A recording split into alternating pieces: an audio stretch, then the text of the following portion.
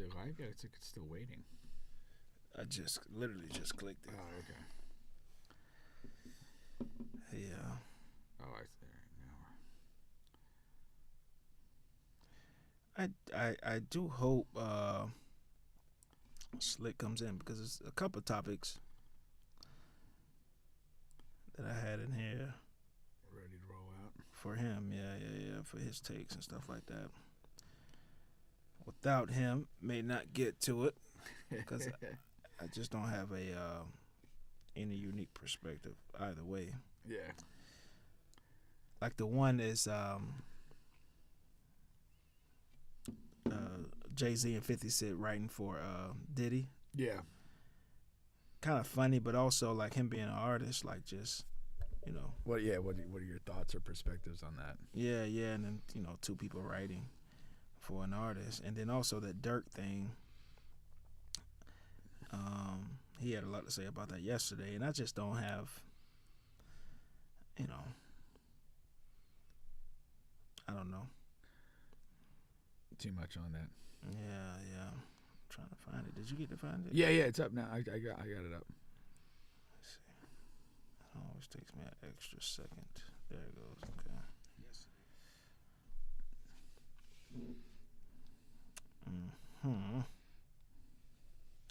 Got the Bethune baseball jersey. Yeah, man. Was that a homecoming purchase? It definitely was a homecoming purchase. There you go. I saw a guy with it on at the tailgate, and I was like, I gotta have one of those, man. Oh, that's funny. So I went back on Sunday and got one. Yeah. Yeah. Oh, you didn't get it till Sunday. Yeah, it wasn't yeah. like a spontaneous. I'm getting over to the bookstore now. Nah, I wasn't gonna leave tailgate to go get it, but I was like, man, I gotta have one of those, and it sucks because I had bought 2 shirts on Friday that I really didn't like. Couldn't return them. That Sunday, no. Oh man. No, but I bought them just because, you know, it's Bethune Cookman Apparel. You know, a couple of dollars for the school. I really didn't like the shirts. It is frustrating, like when you're on campus and you happen to go to whatever store or whatever, or you run into somebody selling shirts, and then you make a buy, and then 20 minutes, an hour later, you realize there's something better that you should have purchased. Yeah, man. It's like, I should have done that. But this is fire, and I like the hat too. So no, solid ensemble. I came away with some stuff, and then I just refused to leave the town without going to Bethune Grill. Okay. The best wing spot in America. I had to wait like an hour and a half. It was dreadful. I would never do that. Yeah. I'm just if I have to wait more than 15 minutes, I'm going to Plan B for any food item. Like it's like I typically wait until I'm hungry to eat, so I don't have a spare hour and a half at that point. I got to eat. Yeah. So yeah, I'm definitely not doing that. If I pull up anywhere and there's a significant wait, I'm just going next. What's the next option? Go to Plan B. No, I'm with you. I hear you. When you were a student, did you go to hit the Bethune Grill frequently? Pretty frequent. You know, you get tired of it. I never went enough to get tired of it. Once a month or whatever. But it's that busy because of homecoming. For sure, yeah. You got all of the alumni that they've been waiting on it till they get in town for it. And it's just one of those things. I just had to wait on it, man. And it was everything is advertised. There you go. Yeah. I went there once. Oh yeah. Yeah. I'd heard so much about it, and I was over in Daytona for work, and I'm just like, I gotta find this place. And two of the same people I ended up were working there when I was in school. Really? Yeah, man, they're lifers. Is it is it family owned? Or no, it's not. No, not at all. Who owns it then? I have no idea, but I don't think it's family owned. Okay. I don't know. Maybe it is family owned, but they're not a part of the family. Yeah. Okay. Yeah. But definitely a real good time, man. I had a real good time. Just mad I had to leave tailgate early. Our tailgate is so damn good, man. To come save us at GM5 with your 3-point barrage. But our tailgate is so fun. It's so lit. It's so live. It's ridiculous. I haven't it's just nothing like it. on the planet, and you never know like what's going to happen. Like whatever that was, a year or 2 years ago, like I said, Ross just popped up out of nowhere to perform songs for free. Did you have any pull-ups this time? No pull-ups this time, but just the energy, man, was just crazy. Yeah, crazy energy. They had the top. The boss man D-Lo was did a show in Daytona. Oh, okay. For homecoming, but a lot for mostly for the kids. For the students, anyway. Yeah. From what I was told, it was a free concert too, which is crazy. Maybe the school paid for it. Was it on campus? Yeah. Okay. Maybe the school paid for it, and then. Yeah, school probably did. Made it yeah. free for students or whatever. Yeah. That makes sense. Probably so. If they didn't do it, they should. Yeah. But his manager went to Bethune, so I'm sure she hooked that up. So Okay. maybe he could have possibly just did it for free. Yeah, it's possible. You know what I mean? With her being the manager, man. Shout out to her. I didn't know that until the day party. It was like, yeah, boss man. Shout out to boss man D-Lo's manager, alumni, whoever her name is. But that's dope. Yeah. That's really dope. You guys are back on the Bench podcast with Bubba and Pink, home of sports, music, and mayhem. We're available on all, and I do mean all podcast streaming platforms, including here on YouTube. Please like, share, subscribe, all of that good stuff. All right. As always, it's in my mind not to touch the mic, because I'm always hiding from the mic. So it's like a part of the thing that I do, man, when I'm talking and going on. You know what I mean? So it's just something I gotta get a little used to, not to bother. I gotta find something else to bother. But as always, we got a really dope show for you guys. Maybe Slick shows up, maybe he doesn't. All right, but we build our show around topics and stuff like that, so it won't hurt anything if he doesn't. We'll get him on a different time. He's out of town. But we're going to be talking about some NBA, some NFL, some odd topics there. All righty, and then we'll see if we can get to the hip hop side and talk about some of that stuff as well, man. It's a lot going on in the sports world. All right, Colorado keeps punching along, man. Yeah. You know what's funny is that damn the TikTok video that we put out, we still get like weekly comments. Yeah. And every time they win, somebody will come on there, this aged poorly. but exactly what's happening is exactly what we said would happen in the clip. That they would get off to a very fast start because of the weak schedule. I mean, we said they will pile up some of the wins. It was, quite possible that they would do so. Now, I'm sure they look better than we probably both imagined them to look. Yeah. You know what I mean? I mean, credit to them. They've done pretty damn well. I mean, they had the really one bad game against Nebraska where it looked like last year the line got dominated. They didn't generate much on offense because they couldn't block anybody. But the second loss was a more competitive loss. It was Kansas State. They moved the ball. They looked like a decent football team, but just lost to a better team that day. And other than that, I think it's 6 wins now because they're bowl eligible. And it's been first time in many years that the Colorado's been bowl eligible. And now it's, can you close down the stretch and maybe find your way into the conference title game? That's, that would be the objective. I think with one conference loss, they may need some help. There may be some results that need to go their way that are outside their control. But we'll see what happens. Yeah. They broke it down. If they win out, they're going to make it into the championship game. Okay. All right, but that's the thing though. They have to win out there, man. And we'll see. I wanted to look up their remaining schedule. But I mean, if you look at them, they're still not a very good defensive team, but they're better there. And then offensively, they've been. Shadur's been elite. They have found a little bit of a running game in most games, and they have just better offensive balance. They're not hurting themselves with a lot of stupid penalties. They're playing the part of a good, solid team right now. Yeah, man. I'm starting to wonder because usually I just stay away from Colorado games as far as gambling wise, but I may have to put a couple of dollars on them, man. Go big on them. Oh no, I'm not willing to do that. Take your biggest bet of the year and triple it. No, I can't do that, man. Put 15 on them. I've already done that with the 76ers winning it all. Oh, you did? Well, hey. Good luck there, right? Yeah. They're on a bye week this week. Colorado? Hold on. This is going to be the 30. Yeah, they're on a bye week this week. November 2nd. Yeah. Saturday. So down the stretch they have Texas Tech, Utah, Kansas, Oklahoma State, all unranked teams. So we'll see, man. Yeah. We shall see.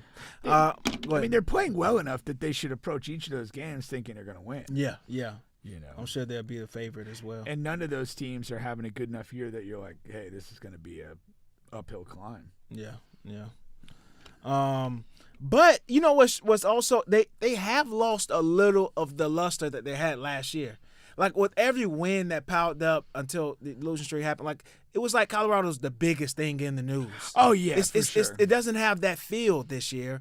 Matter of fact, more of the feel is how great Travis Hunter is, and then Shedeur kind of gets the back end of the offensive excellence. And which, in truth, I mean, Shedeur and kind of Deion highlighted it this week. It's like he should feel a little slighted in the you know, at the end of the day, like this is a guy that will be in the mix for the top pick overall in the draft.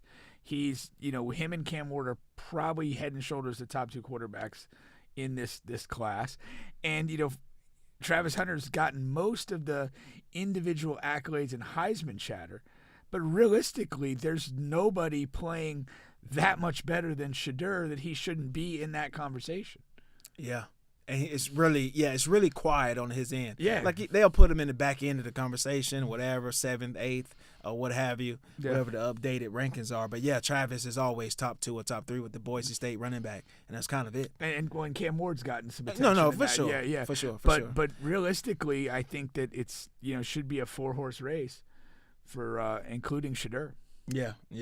Is it sort of like a voting thing where like you know, they're going to cancel out each other because it's on the same team and stuff like that? You had first place votes. Back in the day, you had Reggie Bush and Matt Leinart were both among the finalists off the same team. I don't know if there's been another situation close to that lately. You know, at the end of the day, people do have to put. But at the end of the day, I think your Heisman vote, I think you vote like 1, 2, 3. You know, I don't think you just cast a single ballot for the winner. I think, And if I'm mistaken in that, feel free to correct. But I think you're asked to vote, you know, 1, 2, 3, or even maybe a little bit more. In that case, you can vote for both guys, have 1 and the other 2. Yeah. You know, you don't have to just I have to go with, you know, one candidate and that's it. You know, and all that kind of factors in. So if I'm correct about that, it shouldn't necessarily like divide the vote any more than it would, you know, from any other candidate in the race. No, for sure. You know, I mean, regionally, there always used to be like talk of like regional things where, you know, you'd have, you know, voters would tend to go with one or the other, and that's kind of it. But I think we're past that, and I think he's a viable candidate. But the Heisman race, it just becomes this like weird campaign. Yeah. And it's you know, people talk about it enough, and then you start to perceive, you know, this is the candidate. And this is the guy that's supposed to win, or these are the 2 guys that it's decided upon. But we talked about this in terms of like NFL MVP. I think you play the thing out to the very end and look at what people do. You know, I mean, Miami's undefeated. I think they're 4 or 5 in the country. Cam Ward's had a great year, but if they drop 2 games down the stretch, I'm not feeling the same way about him. And if Colorado, by the same token, were to run the table. And then Genty, he's kind of off the radar, like as far as, I mean, he has a big public name, but his team success is not, you know, there's not a lot of talk about Boise State as a team or a feeling that, you know, they're overperforming or underperforming. But again, a couple quiet weeks from him, he's going to be out of this thing. Yeah. You can see the team though is really behind him because like last week, I mean, they gave him like 38 rushes or something, right. And they barely cracked like 120, or something. So they're really going for it for him on the personal for sure accolade side. And the reason, and they got to do that because, you know, a Heisman winner at Boise State is the first time that ever happens. Might be the only time it ever happens, but it gives that program a lot more cachet than it has otherwise. Yeah, it'll help on the recruiting side. And they know that, I mean, probably they're not going to be win the national title. So this is the one thing we can go get potentially. I mean, we've got the best shot at doing this. We have a better shot at getting Genty a Heisman than we do winning the title. So let's go all in for it. Let's go all in. And before we move sports here, I said this on another podcast that we were on, so I want to make sure I say it on our podcast. And you disagreed here, but I'm gonna double down on it. You know, I think the Florida Gators will beat one of these remaining Titans on their schedule. All right, they got Georgia this week. Georgia's number 2 in the nation. And then the next week following, they have Texas. Texas is number 6. And then after Texas, they have LSU at 15, who's ranked 15. So I do think Florida is going to defeat one of those 3 Titans there, man. And I couldn't tell you which one. This week, they're about 17-point underdogs. I think that's ridiculous. I threw a ton of money on that. And we'll just go from there, man. I can't wait to see this game. Unfortunately, we have a game at 4. Yes, we do.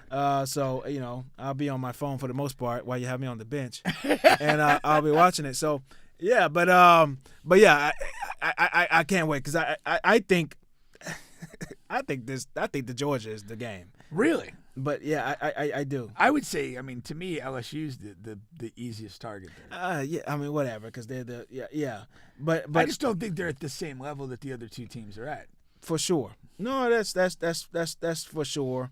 But I think Georgia is vulnerable, and we have a former running back there that left our team for greener pastures, and I just don't think it's that green over there.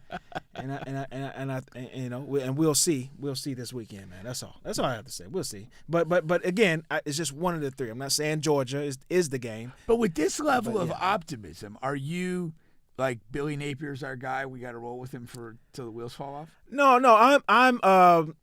I'm firm in that it just depends.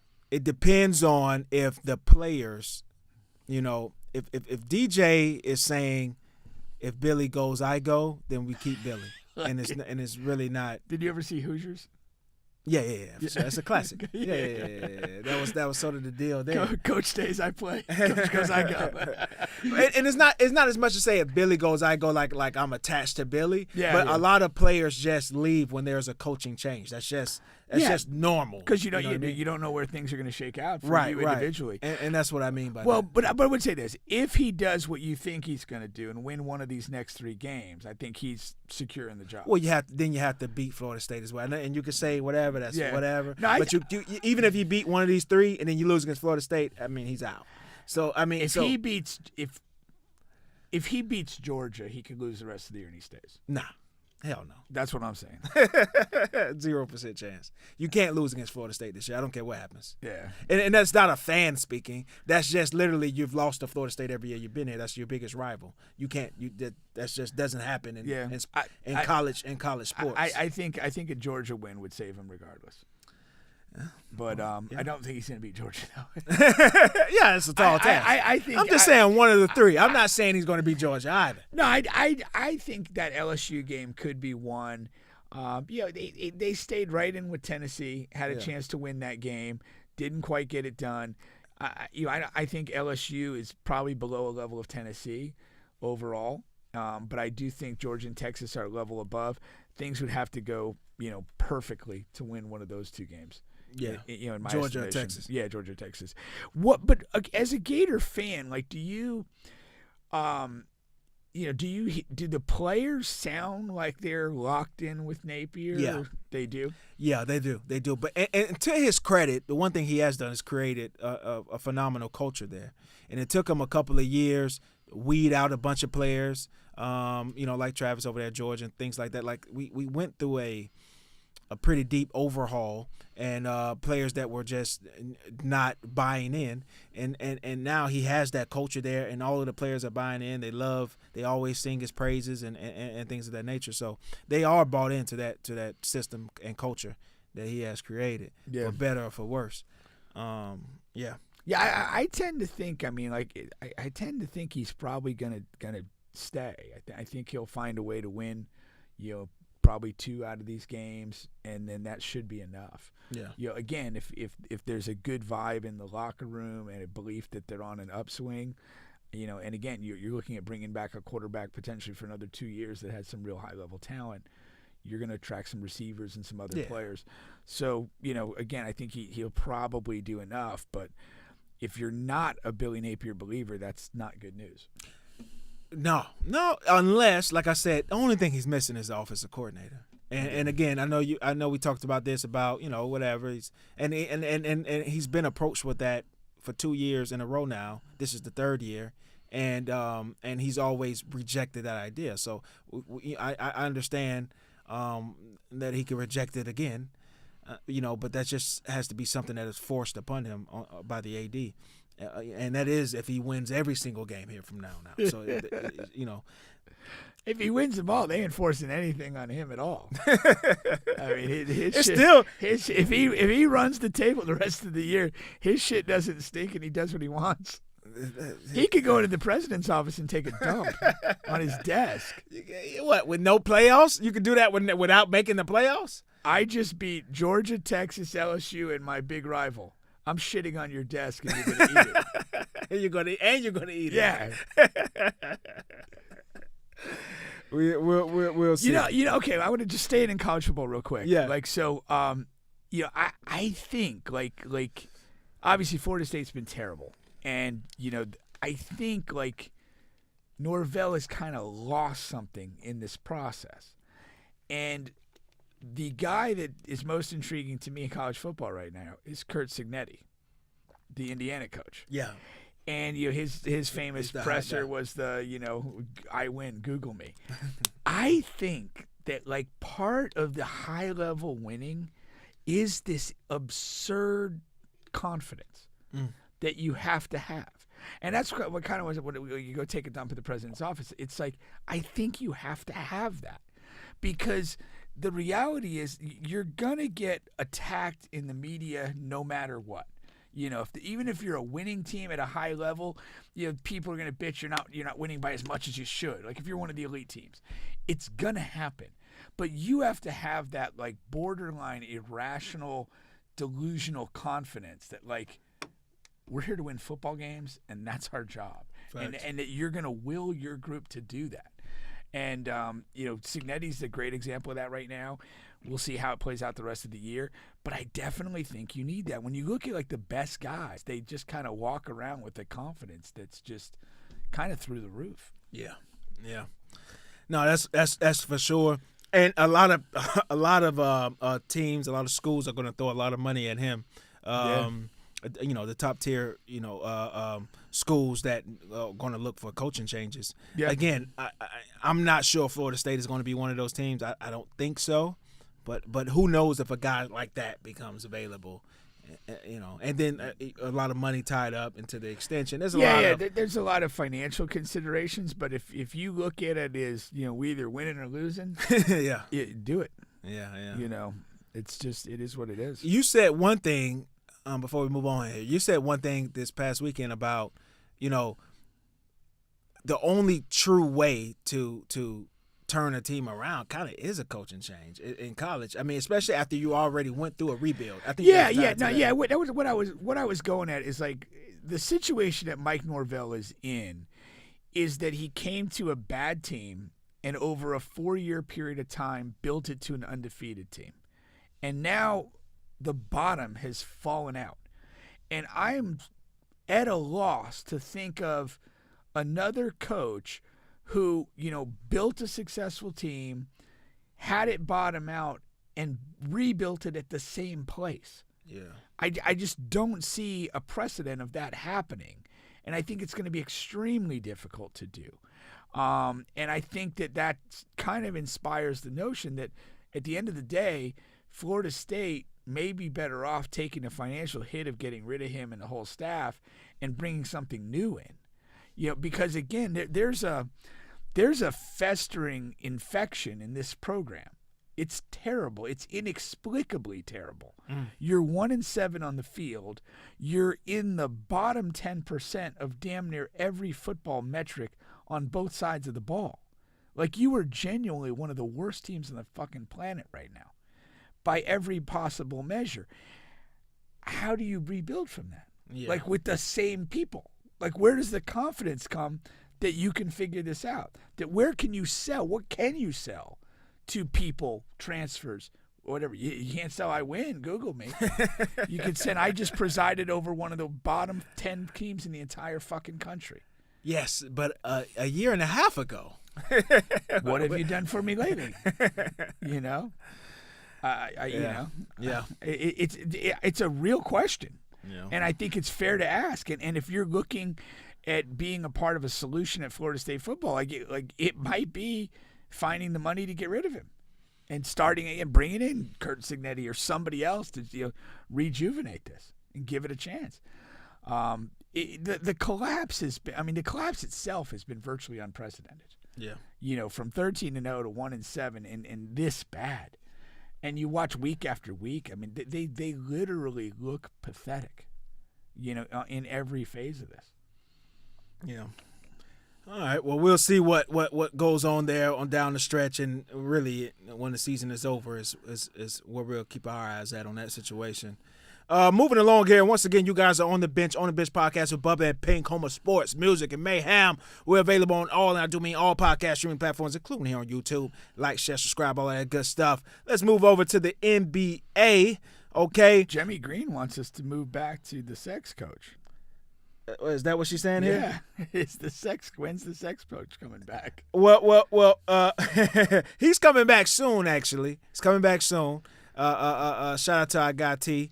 Okay, he's coming back soon. But the guy who was supposed to be coming in tonight, Slick, I mean, yes, he's an artist, but he's also a porn star. Okay, that's another reason why we was having him in here. Slick is a porn star. He has his OnlyFans account, and he's on those Twitter link things. Okay, he's doing stuff with some of the major players that you've heard of, the women anyway. Okay, so he may come in towards the end of the show, and I'm sure he has some. So he has some things he can talk about as just like the sex coach.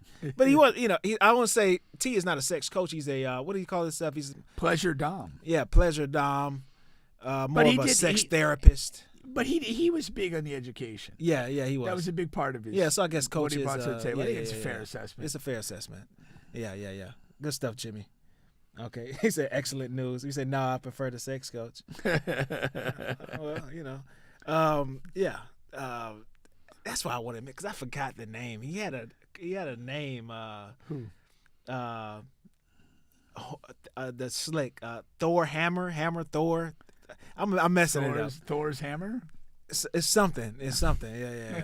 But anyway, I'm butchering that. So let me move along here. I haven't seen any clips, so I don't know. Might want to avoid those clips for your own personal confidence. For my own personal confidence. Yeah. A lot of stuff going on in NBA. We're on week 2, something like that. Okay. And there was a big Titan matchup between the Timberwolves and the Mavs. And I put this on Facebook. And listen, man, this is my thing. I know Luka is my guy, but listen, my ancestors were on those slave ships too. Okay, I've suffered. I've been looking for my reparations and all that stuff. But my thing, you kind of just got to call a spade, man. I mean, Luka is better than Anthony Edwards. I mean, and it's kind of like I don't know what else you want to do with that. All right, he owns them. He's whooping them every time they play. It's been regular season. It's been playoffs. What else more do you need? Is it Western Conference Championship? I don't know. How much more information does a person need? And I put it on Facebook, and everybody's on it. Like, you're crazy. You're out of your mind. You need clinical help.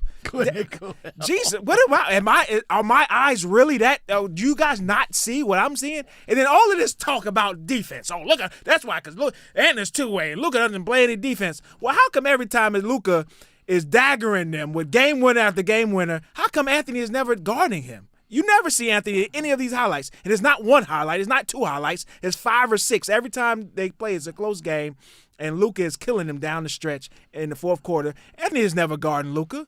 Anthony, before the series in the playoffs last year, Anthony Edwards went out of his way to say, "Yeah, and I'm guarding Kyrie. I want that matchup, and I want to prove myself on defense."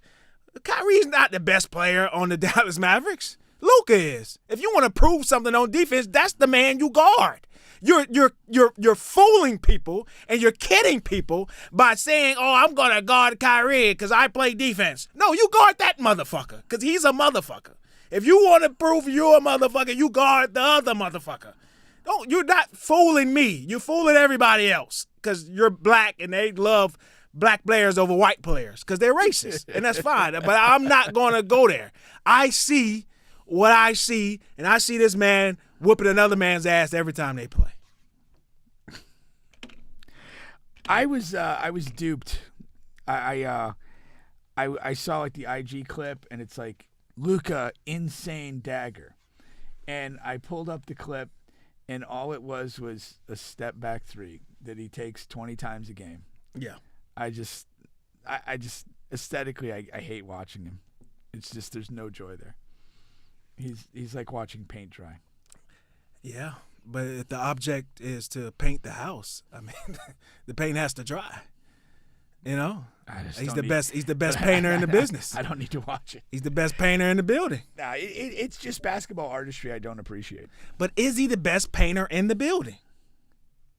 Time after time. What are we thinking about here? I mean, what is the long sigh about? He's every time. There's not a one time. What? Every time the NBA Finals. The Dallas Mavericks play the. I'm talking about these two. I'm not saying he's better than Tatum or Brown. I'm not saying he's better than LeBron James. He's Miami Heat. He's beating Anthony Edwards. Congratulations. Huh? Is he better than Anthony Edwards? Yeah, he beats him regularly. That's the thing. Yeah. Okay. Yeah, that's the thing. But I'm crazy for thinking that for some reason, and I'm trying to figure out how am I crazy for thinking that when there's loads of amounts of data, and it's not just that he beats Anthony Edwards. It's not just that. Because you can create these narratives about one team being better, which I don't buy into. Minnesota Timberwolves team last year was much better than Dallas Mavericks team by all metrics and seedings. Well, but I do. You started the clip by saying we had a clash of the Titans yesterday, and players only, because we talked about Minnesota a week ago, and they're not what they were, and I think that they're destined to take a fairly precipitous drop from the level they were at last year, where basically for the majority of the year they were in the top 2-3 seeds of the West, going into the playoffs and all that. So they're going to be probably a 4 to 8 seed in my estimation. And it could be worse. Yeah. It could be worse under some situations. And that's with the caveat that we don't know what midseason moves might occur, but I think a midseason move for them is unlikely. Of the level that would change their overall arc, unless they can move Randall for a significant piece. Right. So I don't think that's likely. So I would say they're most likely a 4 to 8 seed in the West, which is a drop from where they were. I don't see them as a legitimate title contender. And I expressed the other day, I have some concerns about Edwards' kind of focus and intent for this season. Yeah. And they killed both of us for that on YouTube about that too. I'm not sure if you saw those comments, but I'll look them up and respond. Yeah. And that's the thing, man. When you have the better team, you just have to take advantage, because you're not going to have the best team every single year. That's just not how basketball and the NBA works. Yeah. I mean, he had a better team than Luka's team the past 2 to 3 seasons, and now, admittedly so, at least in my opinion, he does not. Okay, but it's not a severe, it's not like Dallas is some fucking super team. No, it's not. They're not the Boston Celtics. Yeah, they're a good NBA team, and I don't think the Minnesota Timberwolves are. I think they're an average. Well, they're a mid-tier playoff team, and as defending Western Conference champions without any significant downgrades, Dallas is a title contending team. Yeah. As currently constructed. Mm-hmm. Now, injuries, bad moves, whatever could change that, but there's no way you can't take a Dallas team that they added Klay Thompson, but they didn't lose anything of great significance, so they're still a title contending team unless they show us otherwise. Yeah. Whereas Minnesota's not, in my estimation. Yeah. And we'll definitely continue. Now, and like you said, the Timberwolves, they're going to win a ton of games. And they're going to beat Dallas. They're going to lose to Dallas every single game. They got to play them 3 more times this season. I don't know. Shit, they might lose. I don't know. But the Timberwolves they're going to win games. But I just don't think they're going to be there in the end. Now, another thing that we got a lot of pushback on is just that should Anthony Edwards force his way out? And agreed. Right? You think 100%. Yeah, you think he should. And but a lot of people just don't think so. Oh, the season is just so young. Because the one guy, and the reason why this is so it gets me so much is because the way people how aggressive they come at you. What he was saying is, you guys got to stop with these idiotic takes. You know what I mean? What the F are you talking about? That's this guy here. And this guy actually responded, and I asked him, so what do you think that? He says, okay, maybe down the road you can say this, but after the first game or 2 after the season with a new roster, you got to give it 25 games minimum to see how they look together. I think I said it in the summer first.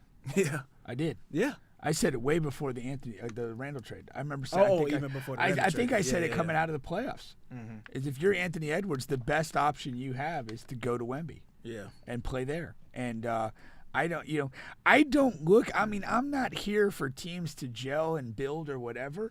If I'm going to look at a situation through the eyes of a particular player, I'm going to look at it with complete self-interest for that player, and what is the best thing for him. And I've been clear on that from before the Randall Anthony Towns trade, because I didn't like him playing with those 2 clowns to begin with. Yeah. I was not a fan of Towns. I've never been, and not a fan of Gobert. And that's why I said last year he's got to get out of there as soon as he can. And then if you look at it, the best place to go is Wemby versus other teams that are financially stressed or have older stars who aren't on the same timeline as him. Yeah. So I'm not backing off that a bit. I'll let history judge that. Yeah. Without a doubt. But again, if you look at like any player, like, oh, what should this guy or that guy do? I'll give you an opinion as to what I think he should do. Yeah. It doesn't make sense not to. I'm not a big team gelling guy. Teams, a lot of teams have just clicked. Through history, it clicked. There's a good feeling about it. The way teams click is you have a good vibe and you start to stack accomplishments, wins, and that's what you are. And if you're a team that's losing, that diminishes good vibes and positivity. And every problem looks bigger than it probably is when you're on the downside of things. I always, and it is for several years, I like. Look at teams and look at the plane picks. Teams that are winning and rolling and vibing, dudes are always posting pictures on the plane between games. And everyone's having fun. And teams that are losing, they don't post those pics. There's a correlation there. I'm not saying you take team pictures on the plane and suddenly you're going to be a 60-win NBA team, but they're connected. If you're feeling that good about the group you're with, you're in a good place. Success will follow that. But by the same token, if you're not having success and there's dysfunction in the group, that says a story too, and you're not going to want to post things with that group because you're kind of internalizing and just kind of protecting yourself to get through a bad situation. No, that's for sure. I mean, that's a part of it. Geez Louise. Yeah, that's definitely a part of it. And we'll see when the season goes. What Minnesota goes. I have them exactly where you have them. A little less, maybe 5 to 8. But again, they have that opportunity to see and do what they do, man. The next one here. Okay, they actually squared out tonight, but not necessarily talking about the game, and that's Wemby and Chet. Okay, again, I've been a Chet guy this whole time. My whole thing on this is I just feel duped, and I feel swindled because by who? By the masses, okay. By everyone, by every living soul on this planet Earth. I feel duped and swindled because Wemby is just not what they say he is. He's just not. And every time I watch him, I'm looking for it, and I've never seen it. And I'll stand on the mountain alone against me versus the billion other people in the world, and I'll just be wrong about it. I just don't think he ever will get there. The transformational best player in the world. He's next. He's the next guy. He's all world. Let's put him on the all NBA teams now. He's this and he's that. I don't see that. I see a good NBA player. That's what I see. I see a budding star.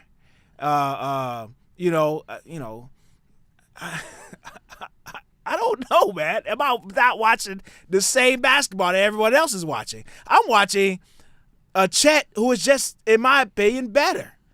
And it's hard to, whatever. They're going to play whatever 4 times this year. And I understand OKC is probably going to win it 3-1. The series, just like they did last year. I think they swept them last year because OKC is the better team. And it's hard to assess.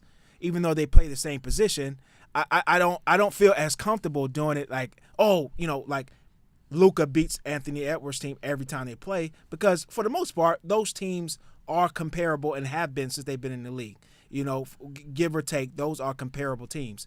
OKC and the Spurs are not. OKC is a much better team than the San Antonio Spurs, even though the Spurs are slightly better this year. So it's hard to assess as far as head-to-head wins, But as far as their output versus other teams, especially early on in the season, Chet has just been a better player. And again, I'll stand on the mountain. I could be loud and wrong. I just don't see it. I'm not conceding anything at this point. I think we had a very similar conversation at the beginning of last year. Chet got out of the gates probably a little bit better than Wemby, but by the end of the year, I thought Wemby on the whole had a better season and probably showed more upside. Chet, to his credit, has been phenomenal the first 4 or 5 games right now, and probably outperforming Wemby. We'll see them head-to-head tonight. But the point you made, to me, OKC is a legitimate title-contending team, and they should beat the Spurs. Wemby has had some okay games so far. He's not started in a dominant fashion for sure, and that team has not played particularly well. And so it's still up there, but I'm not conceding, anything on Wemby not being able to be a genuine superstar in the league. I'm still very optimistic about what he could accomplish. But Chet has had the better start, and that's not really deniable at this point. And what's interesting is because Chet doesn't have that cachet, I don't think they'll ever put him in that class, because the thing is, Shea has that cachet for that team, and then Wemby has the cachet on the Spurs team. It is extremely hard, if you think about it, in the NBA over the course of the history of the NBA. It's damn near impossible for the second best player on that team, no matter how good they are, no matter how great they are, to supplant the or to be in the conversation. Versus, the best players on other teams, not even on their particular team. Like Jaylen Browns get disrespected. The Scottie Pippens get disrespected. Yeah. I disrespect Dwayne Wade. But for the very reason that you're saying, like the way NBA teams are constructed and a way that they're publicly appreciated, there's a hierarchy.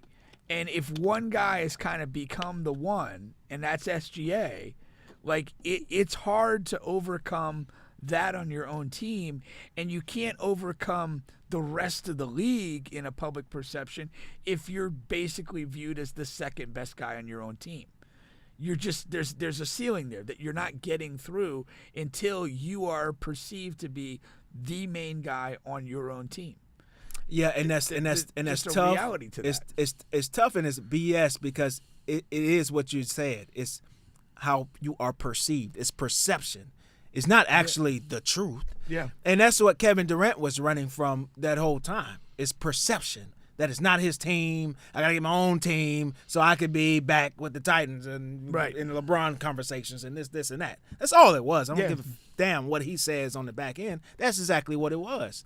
And then sometimes, the perception is just not accurate. Jaylen Brown was better than Jason Tatum last year. It just is what it is. That's why he won Eastern Conference, the playoffs MVP. That's why he won the Finals MVP. He was a better player over the course of the season. But because Jason Tatum always had that cachet, it just stays with you. Yeah, it just sticks with you. This year, Chet Holmgren is better than Shea because he's been the best defender. Like he started out the season as good as anybody in the league. But he won't get it. And I understand he might tail off just like you said, like he did last season, even though Shea was the consistent best player on the team last year, the whole year. But this year we'll see what happens with that. Yeah. But once you get that cachet, it's like it's sticking with you. It's extremely difficult to offset. Yeah. It is. So because so much of sports are driven by narratives. Yeah. And the narratives are easy for the simple person to digest. Yeah, it just gives them a reference point to, here's what it is. Now I can have a conversation with my friends or my coworkers or whatever. But to kind of go a level below that and really kind of analyze things a little bit closer, that all of that's very fluid. And again, the other thing it's analogous to is you have this like who's the best player on the planet right now. It's like that's completely fluid. Yeah, if you really think about it. Players have good days and bad days, stretches of elite play and stretches of play when they're not at their best. And then, you get team dynamic, collective win. It's all there. It's just not a simple calculus of, hey, that's the best guy. It just doesn't work that way. I couldn't even tell you definitively and with a lot of confidence who is the best player in the NBA right now. Yeah. Just couldn't do it. We're at the beginning of a season, and there's so many things that could or might happen. There's certain guys that, if healthy, they're in the discsion. Yeah. Luka, Jokic, but that's what it is. It's a discussion. Yeah. And ideally, and I don't give a fuck about the official MVP criteria, but what you should be doing is getting to the end of an NBA season and celebrating who did it best this year. Yeah. And not just the narratives and all this other stuff. I can't give it to him because he got it last year, and all of the he's never won it. This city has never had one. What the fuck does that have to do with anything? Yeah. It's you just got to do the best you can in kind of evaluating those things. But yeah, again, Chet has found a really great start to the season. We'll see how it goes, and I'm sure internally, people like OKC fans who watch the team and are somewhat knowledgeable, we might be 40, 50 games into this, and they might be feeling, hey, Chet's the better guy, on a consistent basis. It may play out that way. Now, public perception, national narrative, probably not. Right. It's much more difficult to overcome that. And again, it's that thing, if you have knowledge, if you're knowledgeable, don't worry about what other people say. Mm-hmm. Form your own opinion. If you think Chet's the second best player in the NBA and his performance game in and game out shows that, then it is what it is, regardless of what the narrative around OKC or any other team might be.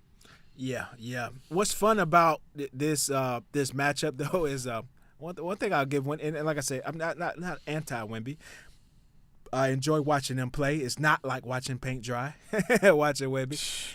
This matchup it gives him extra juice. Both of them really, they have this. But you've watched these two play in the past, they both understand what's going on, and they want to fucking kill each other, in basketball wise, and it's fun to watch, and Wemby always brings it, man, when he goes up against Chet, no matter what's on his team, and that's what it means to be a competitor. Yeah, it's like you as a knowledgeable competitor, who's really good, and it should matter to you when you're playing that guy.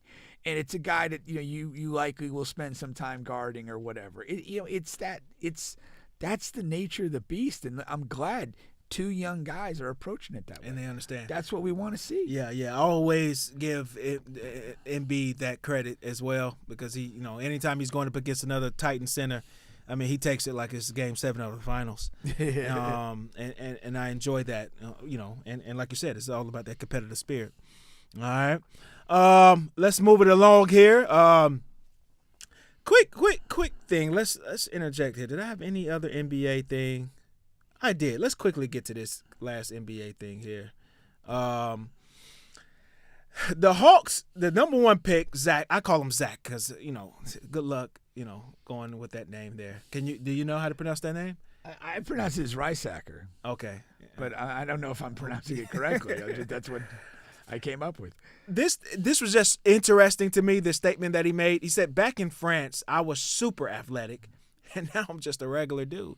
They were talking about, his experience so far, what you could perceive as struggles, early on struggles. And he was like, man, I utilized my athleticism. It was so much better than everyone else. That's how I got by. And now I'm just a regular Joe out here, man. Yeah, it's an interesting and candid remark. I saw him a bit in summer league. I haven't seen a Hawks game yet during the regular season. He did not strike me as being a super athletic guy at all. Yeah. So I don't know who the hell he's playing against in France. But for context, I mean, Wemby's French, and there's you go back to guys like Boris Diaw and Michael Pietrus. They were very athletic players. Yeah, especially Pete. And what Boris Diaw was incredibly athletic. When you count how big he is, part. Yeah, but there's a lot of stories that he was way more athletic than he ever was given credit for. Yeah. But so I assumed, and I know with French football, it's tons of African immigrants and very athletic and vast players. So I don't know where this guy was playing. I mean, maybe he was in the countryside or something. I don't know. But it's not a surprising comment. But he was fooling himself if he thought he was super athletic. I don't know what metric he's using to define that. Yeah. But it is what it is. But to me, the bigger kind of point or question or fascinating thing about that is that, athleticism is obviously a tool in athletic success, but it's not the only thing, because in almost 99.9% of the situations, you're going to find guys close enough that you have to have something else that makes a difference. Yeah. And that's going to be this. He's finding this out very quickly in his NBA career, about 4 games in, but that's what it really boils down to.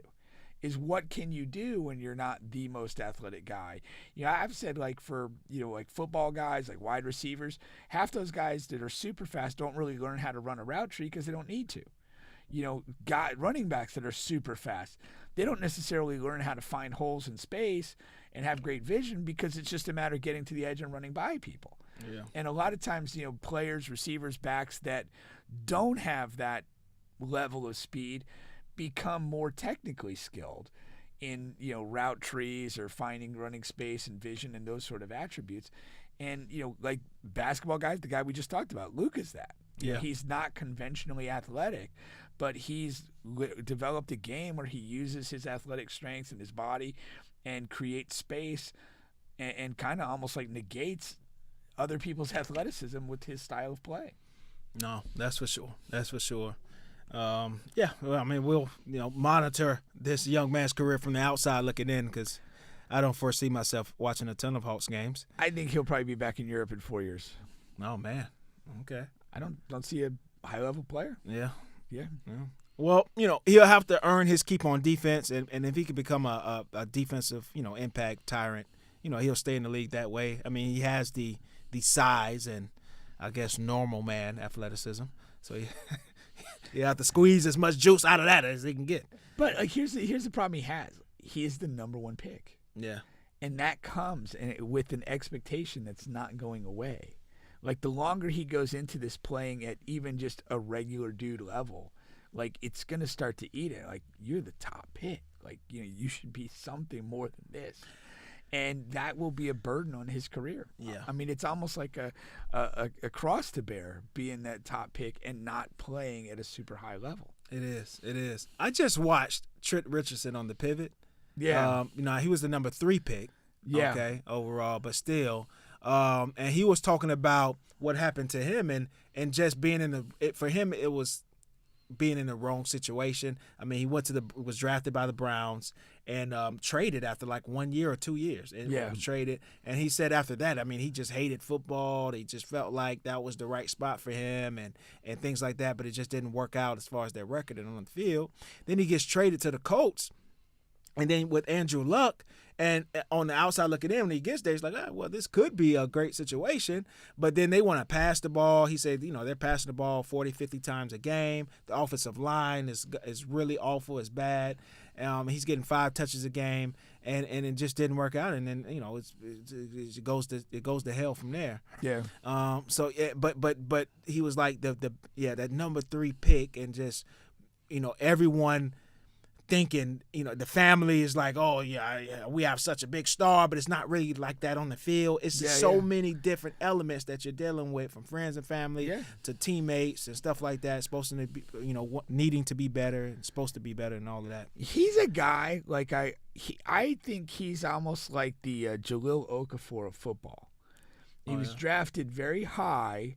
And in a lot of ways, like when you're drafted 3 as a running back, and I know running backs are significantly downgraded recently, but that's a trend that started a while back. Yeah. And for the most part, a lot of backs were taken a little bit later in the draft. When you're taking a guy in the top 5, 7 picks at running back, even when Trent was there, you're taking the bell cow running back.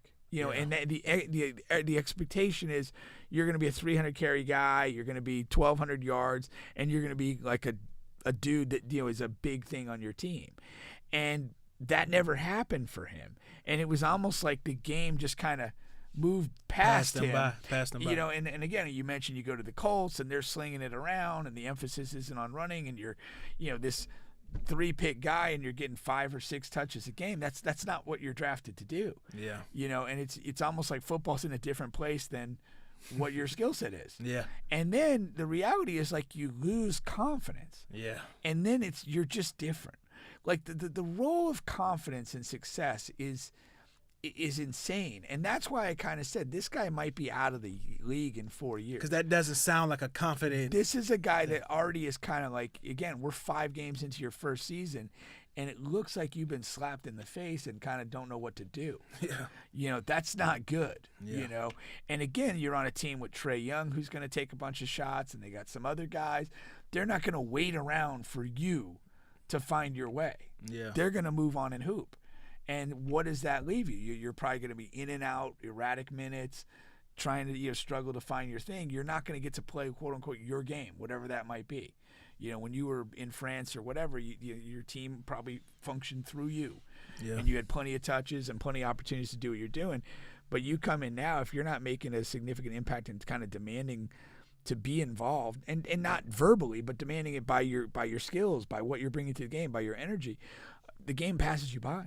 Facts. And you're going to be like kind of like a broken guy trying to, there'll be a period of time where somebody will kick the tires and figure maybe they could find some original potential from you, and it moves on. No, it does. It does. I know, and it's not an exact parallel, but like a guy like Dante Exum, he was kind of like a mysterious guy in the draft, top 5 guy.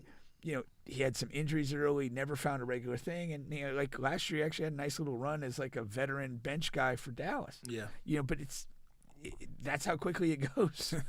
And again, to me, for a lot of these players, especially if they don't really settle in the U.S. like comfortably, it could be less pressure and more comfort to go back to Europe and play on a high-level EuroLeague team and probably do quite well for yourself. Yeah. Than to stay in the NBA as this kind of like dishonored former top pick who's now somebody's 8th or 9th guy. Yeah. No, that's facts. That's facts. Great point there. Great point. Moving along here. We got some football stuff to get to here. Just a interesting story from homecoming weekend here. Okay, nothing. I know it says crazy story, nothing outrageous. But what's funny is bait and switch. The whole bait and switch. What's funny is I get there, and over the course of the 2 to 3 days, I get a lot of people who saying, hey, man, I see your podcast clips and this, and that. And, you got some people giving advice. Hey, you should do this, you should do that, whatever. And so I ran into this girl that back at Cookman. I used to talk to her, whatever. And she's like, I see all of your crazy stories on there. I've been watching. She watches on TikTok, which is why I'm glad that we increased because who knows, some people only ingest stuff on particular platforms. Yeah. So you have to put it everywhere now, which takes a lot of time, but whatever. And she's saying, she's like, yeah, I see all your crazy stories. I know they're really crazy. I'm like, hey, well, some of it's not true, whatever. and she's like, yeah, damn lie. I know all of that. I know you. I know all of that stuff is true and this and that. He's like, do not get on there and tell the story about us and this and that. So, of course, that's what I'm going to do today. That's what I'm going to do today. Get close to the fire, get burned. That's great. Yeah. So this particular girl here, man, what happens is I'm a senior. And unfortunately, when you're at a college, it's just a natural thing. They say seniors prey on freshmen. But I wouldn't say they prey on freshmen. It's just a natural order of things, because especially when you're a man and you're a senior, a lot of times you're going to have a car. You're going to be out of the dorms and in an apartment.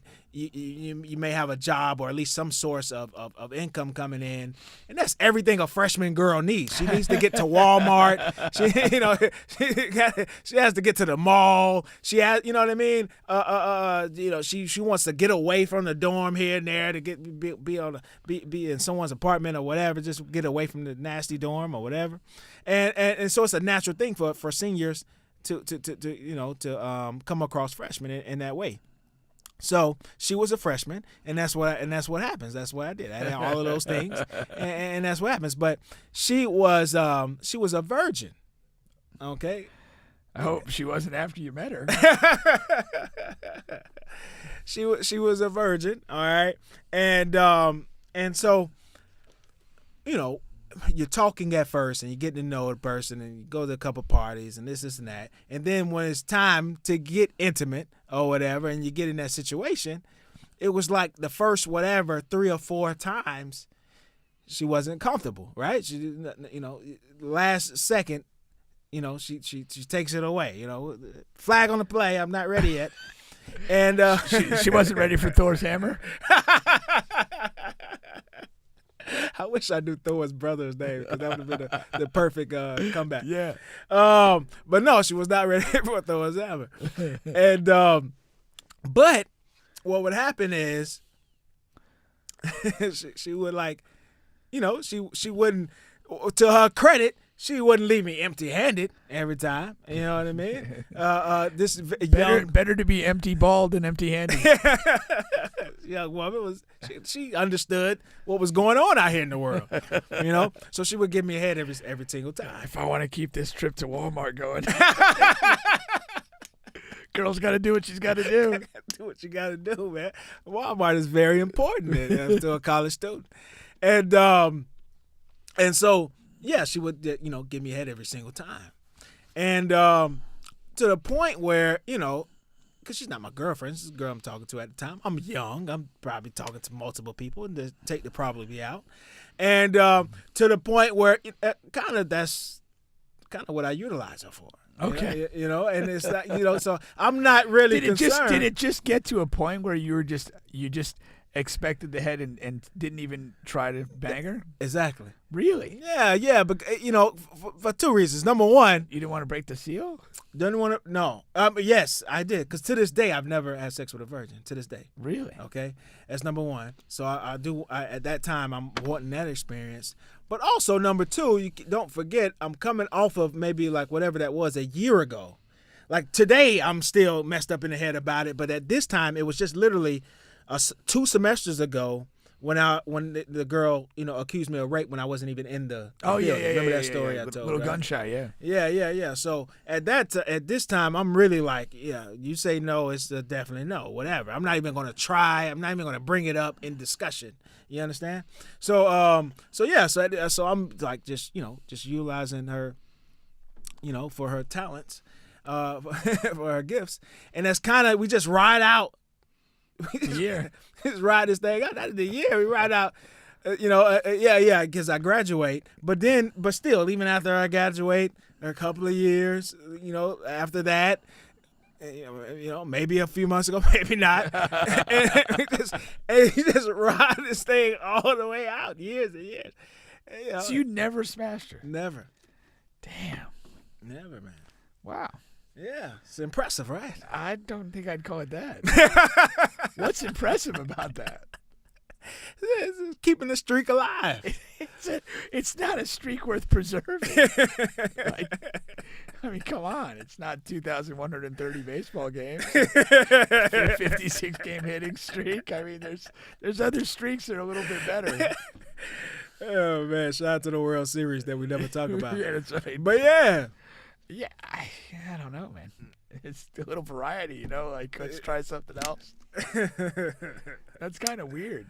Has anybody broken the seal at this point? 1,000%. I thought you were saying 1,000 guys. Be 1,001. Once you do break the seal, like you're drinking, once you go to the bathroom one time, man, floodgates are open. And I'm pretty sure that's what happened. That's funny. Pretty sure that's what happened, man. Maybe she'll comment and let us know. Yeah. That's good. Maybe though. So. But that's the story. That's an odd relationship you had there. Yeah. There you go. That's a decent story, right? Oh, it's decent. It's just peculiar, but yeah. Yeah. Now you're on the podcast, girl. All right. We're gonna move it along to some football here. What did I have here? Oh yeah. That's what we had here. Once again, you guys are on the bench podcast with Bubba and Pink, home of sports, music, and mayhem. We have my Chiefs here, man. Off to a hot start, 7-0. A lot of people are still they're cold on the offense and Pat Mahomes, but of course you have the defense. What's funny is this defense is clearly the best defense in the NFL, and if you watch it, you can see it. But none of the metrics show that. And that's so weird because a lot of times it would. Like all of the great defenses over the years, whether it's those Ravens teams, the Buccaneers team, it would show like number one. The Chiefs aren't number one in any category in defense. Yeah. In most cases, they're not even like top 3 or top 5. It's really weird. Who's number one? It's like it switches. You know what I mean, from category to category. And I'll look that up over here. But just on the undefeated part. Is that something you think that they can do? Like undefeated regular season? Yeah, regular season. And more so, is it something that you think that they'll even go for? Andy Reid is notorious for sitting players. Yeah, that's an interesting thing. I think if you get to the last 2 weeks and you're still undefeated, I think you owe the game to go for it. I would say that. I think it would be very disappointing if they get to 15-0 and then sit a bunch of people. At that point, you are chasing history, and you don't have a lot of opportunities to do that, so I think you absolutely do. You owe it to the game. Yeah, I thought the Warriors owed it to, when they got where they were, they owed it to go for 73 wins. Yeah. And the Patriots, when they had their run that ultimately ended the Super Bowl loss, it becomes something that, might be a once-in-a-lifetime thing. It happened once in 1972. That was it. And so if you have a chance to do it, you gotta. So I hope they do. Part of the way they play, they're not blowing people out. They're playing good, complementary kind of, conservative football. I could see where, a game just gets away from them and they lose. I would be, they're not a dominating team. So that being said, I could see them dropping, 2, maybe 3 games before this is over. And I do think if they, drop a game and they don't have the impetus of the undefeated season to go for, and strategically it makes sense to rest guys in the final 2 weeks, I think they'd absolutely do it, and I'd be okay with it. Yeah. But if they maintain this run, I think you gotta ride it out as long as you can, and if you get to week 15, 16, 17, you're still undefeated, you got to go for it. Yeah, I agree with that. I was watching ESPN, and there was the Jeff Saturday, he of course he was the offensive lineman for the Colts, and there was one of those years where they got to like a 12, 13-0 start, and there was an internal strife in the team and the coaching staff whether they should sit players or not. They ended up sitting players and lost 2 games heading into the playoffs. And he says to this day that kills him because he was on the part of the team that wanted to go for it. Yeah. Let's go for it, keep the momentum, go undefeated, head into this playoffs. Yeah. He feels like that hurt him. They didn't win that year, and he feels like that hurt the momentum, that hurt the teams. For sure. You know what I mean? Like a lot of the players wanted to go for it. Winning becomes like a habit. Yeah. It's just, and like I've watched, again, every Chiefs game this year. They all feel the same. Yeah. Like, every single one. Every single one of them. And like that builds like literally a muscle memory. It builds a psychological memory of what we do and how we do it. And they get in these situations and they're not blinking. They're not worried. This is all natural. This is what it should happen. Okay, yeah, we just went down by 2 points here and there's still 12 minutes to play. We'll go get a score. We'll get a stop. We might get another score and fuck it up. I mean, it's just what they do. And, like, that's that thing. I mean, when you find a good rhythm in whatever it is that you're doing, don't do anything to divert that. Yeah. Just roll with it. And, like, you could look back at the end, and let's say they go kind of a little bit like the Patriots. Maybe they go 17-0, and they go into the playoffs, and maybe they lose the conference final. It sucks, but it's okay. You took your best shot. You did everything you could do. You come up short more often than you win. Yeah, that's the truth. Go for it. Yeah. Like at the end of the day, subbing a bunch of guys or sitting a bunch of guys and playing a shit game in week 15 and losing that, and then maybe you rally, get a win, then you lose again. Like, what did we do this for? It does. Sitting guys and resting guys late in the year doesn't guarantee playoff success. It just doesn't. There's no And I think the just continuing on the grind in that rhythm. And when you're around a team and things are going well, it just, when you're in that flow state as a team, there's nothing beats it. And everything really feels pretty simple. Yeah. If you let it, if you don't get in the way of it. So don't, create artificial stupidity by just, sitting dudes or screwing around with this or that. If the machine's rolling, don't stop the machine. Yeah, don't stop it, man. Don't stop it. Yeah. Here are some of the teams that have left on their schedule here. They got Tampa Bay, Monday Night Football. Of course, the Bucs have some unfortunate injuries at the receiver position. They're going to be down both of their starting guys, Godwin and Evans. Then you got Denver Broncos. Then you're at Buffalo, which is going to be a tough, interesting game. And then you have the Panthers, the Las Vegas Raiders, the Chargers. Jameis. At Jameis. He's just the whole organization. We don't care about now. They're not the Browns anymore. It's just Jameis. Even Cleveland's off the map. Houston Texans, Pittsburgh, and Denver. It's not a murderous row. No. The Buffalo game's tricky. Yeah. Texans game could be interesting. Right. The Chargers have always kind of been a thorn in the side. So we usually split a lot of times with the Chargers and with Herbert there. But again, like going back to Kurt Signetti, play the moment in front of you. Yeah. Like, don't look at it as, these are our games. It's like Bucks on Monday, win that one. Yeah. Get on to the next. And that's like Belichick, the Patriot did that. On to Cincinnati, that was his main whatever. thing. On to Cincinnati. But it's when you focus on what's directly in front of you and what you can affect, you're so much better off than spending a lot of time and energy thinking and worrying about things that aren't there, that you can't do anything about. That's for sure. Now I have the total defensive rankings pulled up here in different rankings here. So this is just total defense here.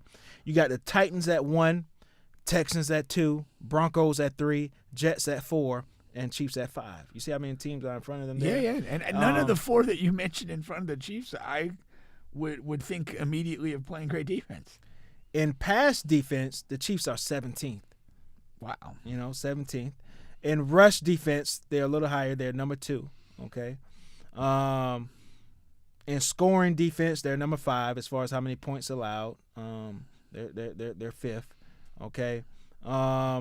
Red zone defense, they're 10th. So it's like third down defense, they're 12th. And the third down in red zone is the one that's alarming to me because I feel like the Chiefs get so many third down stops. It does feel that way. And the game we watched together the other day, they had 7 straight plays in the 10-yard line and didn't give up a score. Red zone defense. But they're 10th on here. Yeah, that's so, bizarre. So it's bizarre. So it's like, the numbers don't show it this time around, but in my estimation, they're the best defense in the land. And the other thing that's interesting, too, is the differential between the run and the pass defense. Yeah. Because their games have been close. They haven't been getting big leads where teams are going to get out of character and just start slinging it, which can artificially puff up some passing numbers. The games have been typically 1, maybe 2-score games at most, where teams are still theoretically in a position to kind of run and maintain some sort of offensive balance.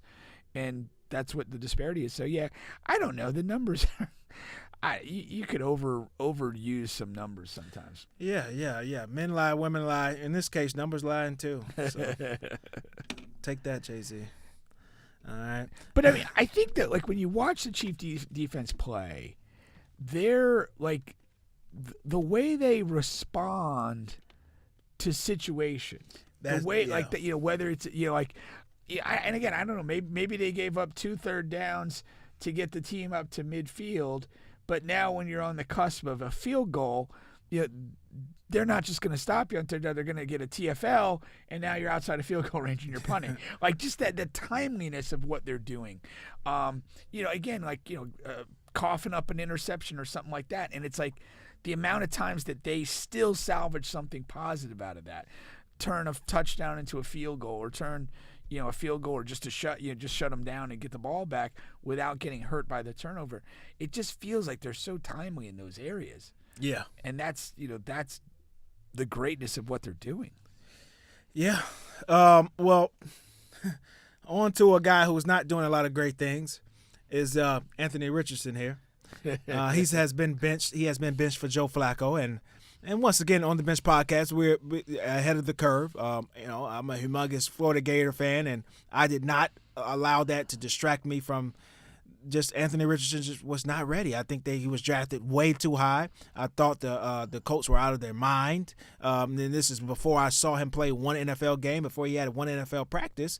I just knew that I had him as a 4th-round guy. I heard some stats today that I didn't even know at that time when I made that statement. It's mind-boggling. In high school, he had a low 50% completion rate. Yeah, that's nuts. And it was like 53. Then he got to Florida, it was 54, and which is terrible, And right now he's flirting around the low 40s. In NFL, and and I know he's a freak of nature as far as athleticism, but that being his strength, athleticism being a freak of nature, and he's asking to come out of games because he's tired. So what do we have here? You gotta can't even play on his strength. So I don't blame the coach for saying I've seen enough. They have given him enough chances, enough try. You have the Colts are in a position. The Colts are a back end playoff team, on what their roster on paper. Roster on paper, they're a back end playoff team. That's just what they are. But without adequate quarterback play, they're drafting in the top 3 again. So you have to make this move. And Flacco, when he was in, the offense looked completely better. Yeah. And things of that nature. What do you think about it? I guess the one thing I take issue is like not ready. I'm not a huge not ready guy. Or it's either he got it or not. Yeah, okay. I'm much more of a he got it or he doesn't got it. Yeah. Because again, now you can improve and get better with some experience, but I'm like, he's not ready. Like the reason he's not ready are fundamental attributes that are lacking that aren't changing. If you're, like you said, if you're a low 50% completion guy in high school, low completion 50% guy in college, and then that trend continues in the league, like that is what you are. Yeah. There's nothing to get ready for. You're it. You're what you are. And then this nonsense with coming out of the game, like I've said this before, quarterback at the NFL level is the single most difficult position in any team sport. You have to be something better than presidential in terms of character. to be that guy. You got to be a guy that is constantly pushing your team forward. You got to be a guy that when things are bad, you're still optimistic. Hey, we're going to get the ball back. We're going to do this. When you're hurt, you can't be hurt. Unless it's you could be injured, but you can't be hurt. Yeah. Nobody's looking for excuses out of the number one spot, and that's what you are. And if the guys that are good at it, they get that. Yeah. And they live up to that, and that's them every week, and they earn respect in their locker rooms, and they lead their teams by, those characteristics, as well as their game talent, their arm talent, and that sort of stuff, and their preparation. But it doesn't fly if you don't bring that to the table, and I don't think he recovers from this. I think at most he kind of bounces around a couple teams as a project. And I don't think he's ever a successful starter in the league after this benching. That's not to say he'll. I'm not saying that he will not. That he'll never start a game again. I think he'll probably, due to injury or whatever, somebody will give him a look here or there. But his career as a QB1 is over. Oh wow, it's over. Yeah, I'm not going that far just yet, because they have these things they call quarterback whisperers and things of that nature. He needs a quarterback screamer. He needs a quarterback screamer. You ain't whispering to that guy.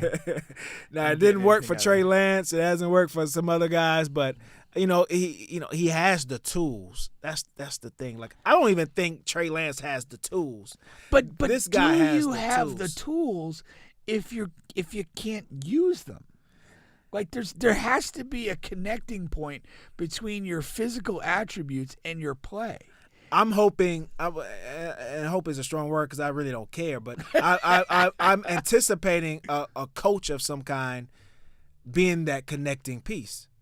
Because, the first step is having the tools in the toolbox. Now, like you said, his fundamentals are and his mechanics, a better word to use, they are off. They are bad. They are, and they are inconsistent as well. And that's a lot of negatives. But he has, he just has a cannon, man. And it's not just that he can throw really far. His deep ball, he has accuracy on the deep ball. There's some positives there. But yes, he needs to go in the shed for a while. He needs to be a backup for a while.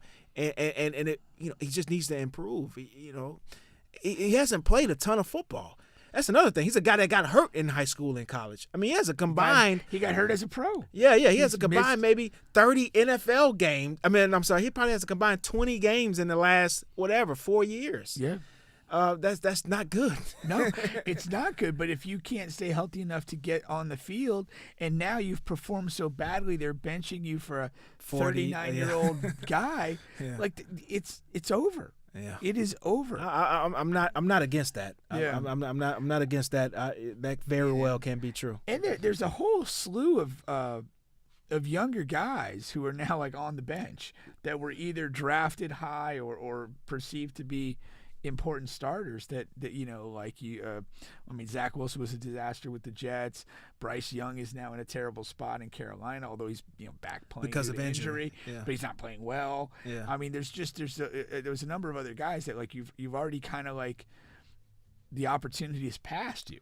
And the problem is, and there's continuously young guys coming into the league every year that's performing at a good or adequate level. So you can be easily an afterthought. Yeah, and that's part of what I'm saying here. Like his play is the biggest problem. Make no mistake. But then he does this tap out thing. Like, how does he ever succeed with the Colts? Like, how do you get that locker room back? And Joe Flacco's going to play well. Yeah. He's not going to play bad. Right. And it just makes it that much harder to get that locker room back. So they're going to feel like, well, we need to move on. And it's probably in your best interest to move on, which is Trey Lance's situation. And then he's just buried behind Dak Prescott. And it's just toiling away, doing nothing. And you're not getting live reps. You're just getting minimal practice reps. Where are you getting better? How are you getting better? And then they put you in a preseason game and you throw 5 interceptions in one game. That doesn't help. Yeah. And but maybe that's the same fate as they are. are a shit show too. I mean, typically, and again, when you're not the starter or whatever, you're kind of playing with a hodgepodge of guys. Even if they give you a start, but they're resting, half of the starting offense, you're already playing with the marginal roster guys, and it's just not what it is. So I just don't see a pathway back for him, or to be honest with a lot of these guys who have kind of fallen off the starter's path already in their career. No, that's for sure. That's for sure. And I mean, just real quick, Justin Fields, like he was like 4-2 as a starter. And seemed to be doing okay. Wasn't lighting it up, but wasn't getting in the way of the team winning. And, Russell Wilson gets 2 starts in a row, and he's been good. Yeah. And it's made a difference. Yeah. Like, he's making throws, making plays that Fields wasn't, and you see the difference. If Russell continues this play and finishes the year out as a starter, has Fields done enough to get another look at starter for another team, as a starter for another team? I don't think so. I don't think so either.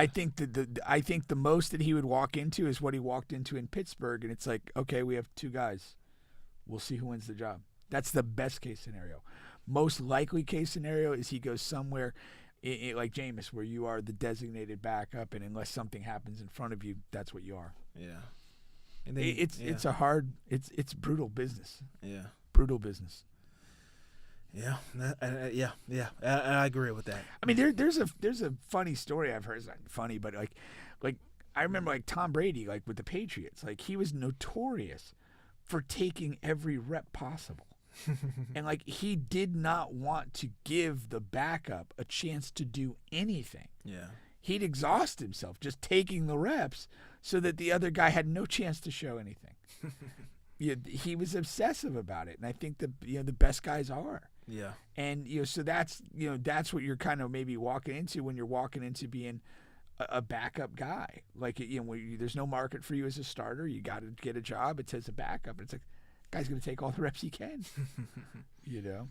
To keep you off the out of the mix. No, that's for sure. That's for sure. All right, here. We actually come to the end of the show here. I had one thing I wanted to touch on here. All right, before we get out of here. And where we at here? Here we go. So, and we talked a little bit about this pre-show with Ant. I am extremely excited for this Verzuz here. This is a Verzuz between 2 Orlando Titans here, former Titans, however you want to put it, Armstrong and Mook Boy. They're coming together for a Verzuz, which will end up in a concert fashion. I'm not even a concert guy. I hate going to concerts. Why do you hate going to concerts?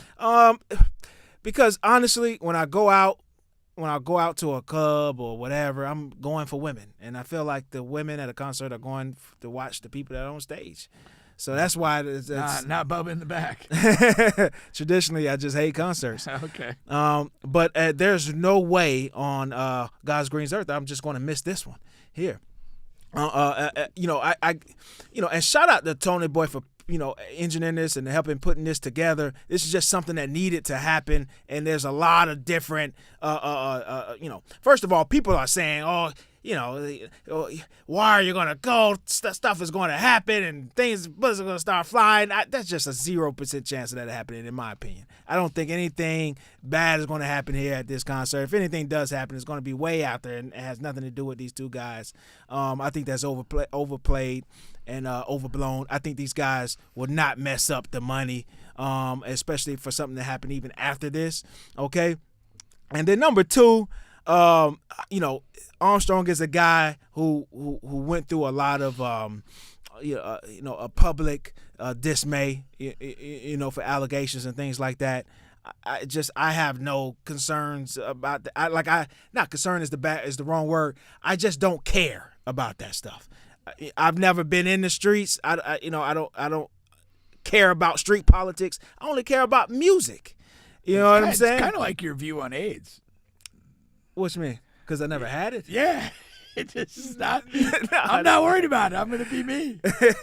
I'm going to the show. I'm going to have some unprotected sex. As far as the danger part. Yeah. As soon as the danger part. But I'm talking about as far as going to support to support the guys. I guess you could say. I just don't. I don't care about the people said, oh, you're going to support and Armstrong did this and did that. Well, he didn't do anything to me. Or anybody I care about. So yeah, if he did something to you personally, I understand, and I probably would feel the same way. But he just hasn't done anything to me. So I'm going to be there in the macaroni section, and I'm going to be enjoying the show. All right, November 28th. Where is the show? I know it's going to be. They got the address there. I know the name of the place. I just can't think of it right now. But we got the address up on the screen. It's over there on West Colonial. I know the name. I've been there before. I went to a Caribbean event there. Okay. During Orlando Carnival one time, and so it's a big venue, and for sure they're going to be in there, man. And I can't wait, man. They have, in my estimation, together they made a song. They made a song way back in the day, "Ballin' Baby." We played it on the show a couple of times. It's the best song in the history of Orlando, and this has a lot of. I don't know if you remember the talk around Gucci Mane and Jeezy did the verses together. In my opinion, this is the exact same situation because you got guys who made music way back in the day together. Then they started beefing and they had a problem with each other. And then years later down the line, they have a versus. And that's sort of the same type of situation that we have here, just the Orlando version. Just coming back full circle. Yeah. Just coming back full circle. And we're all anticipating that they will perform that song together at the end. And who knows what'll happen in between. Armstrong is such a character. He's just hilarious. He's probably the funniest rapper I've ever listened to.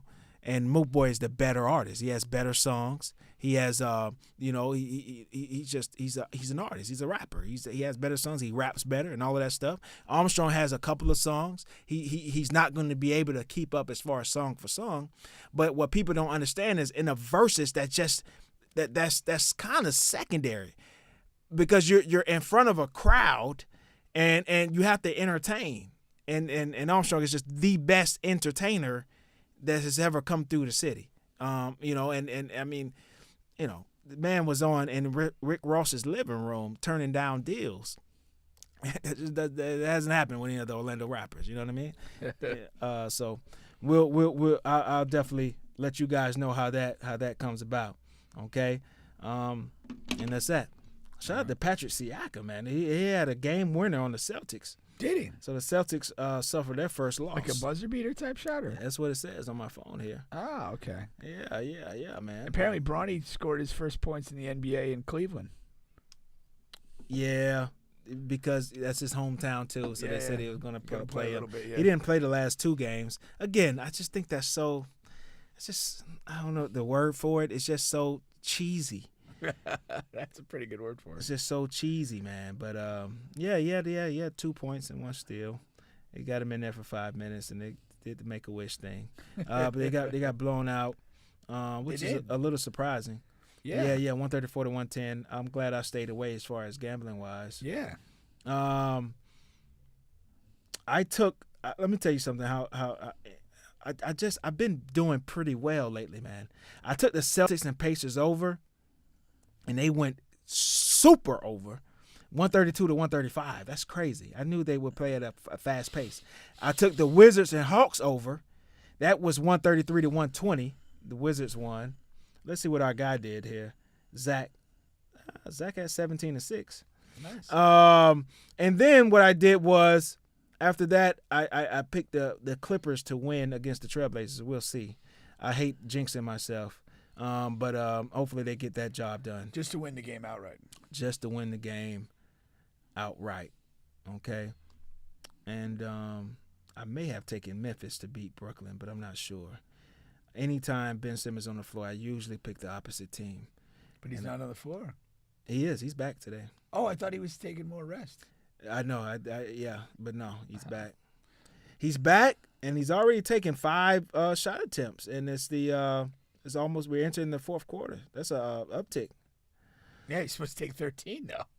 It's still time. It's still time. You're in the fourth quarter, man. I said entering the fourth. Well, yeah, but I mean that's pretty optimistic. He's gonna. What do you take away from Paolo's 50-point game? Not much. Huh? Not much. Me either. I know. It's not that whatever the perception is. I'm down on Paolo, or I don't think it's just that a lot of players have huge games in the NBA that you don't even think are stars, and they'll throw up a 50-piece here or a 40-piece. And I understand that Paolo is a star, but I'm just saying big games in the NBA happen. No, they do. They randomly. do. Yeah, he's playing with great energy, and great effort. I mean, he's playing great. You can't take that away from him. This has really come up from a stylistic point of view. He does not have, to me, a game that is conducive to winning championships. Yeah, I think he's when he catches the ball, almost no matter what he's doing, he kind of has to hesitate and collect himself before he makes the next play or does anything. And I just think that that's just not an efficient way to play basketball. I think it creates a poor rhythm for the team. And he's just not clean playing. And I don't think you win championships that way. Kobe says, Magic haters, shame, shame, shame. Yeah, but we'll see, man. I mean, you got the playoffs this season. I mean, and of course, first you got 70 more regular season games. But we'll see what Orlando can do, man, and Paolo. They're in a dogfight with Chicago. I've been trying to keep up with the Ball brothers. I think Lonzo's out again. Oh man, He hurt a hand or something like that. And he's having kind of a rough go this season. They say he's averaging 4 points, 3 assists. That's not much. I know he's been coming off the bench. Melo's seemingly had a decent start. Yeah, he has. All righty, though, but we'll be back next week on the bench. We may have Beck in, man. We may have Beck. All right. Aaron Beck, and we'll go from there, man.